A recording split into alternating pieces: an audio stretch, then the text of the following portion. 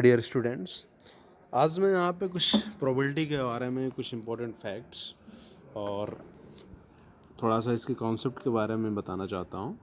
तो यहाँ पे देखिए एक नंबर लाइन बनाया गया है, ठीक है, 0 से 1। चूँकि हमने पहले ही बताया कि प्रोबेबिलिटी हमेशा 0 और 1 के बीच में ही लाई करती है। क्लियर?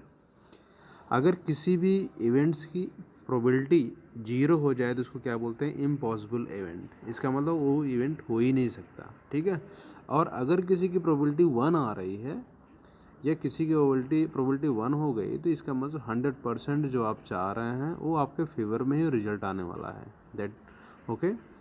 अब यहाँ पे हम 0 1 एक नंबर लाइन यहाँ पे ड्रॉ किए हुए हैं और उसके बीच 1/2 यहाँ पे लिखा हुआ है। इसका मतलब 0 1 के बीच में जिसकी प्रोबेबिलिटी आती है, 0 और 1/2 के बीच में जिसकी प्रोबेबिलिटी आती है उसको बोलते हैं क्या? An unlikely event would have a probability between 0 and 1/2। अगर यहाँ कहीं भी आएगी मतलब 0 से ज़्यादा और 1/2 से कम, इसका मतलब ये होता है।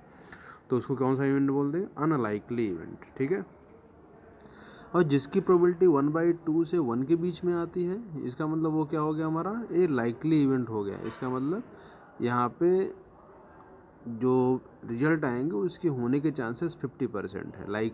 लाइकली मतलब कि आने के भी 50% चांस है और जाने के भी 50% चांस। मतलब जो आप चाहते हैं वो भी रिजल्ट आ सकता है और दूसरा कोई चाहता है वो भी रिजल्ट है। इसका मतलब 50% के चांसेस होते हैं, इसीलिए यहाँ पे इसको बोला लाइकली। जैसे हम कहते हैं कि हम कॉइन को टॉस करते हैं, ठीक है।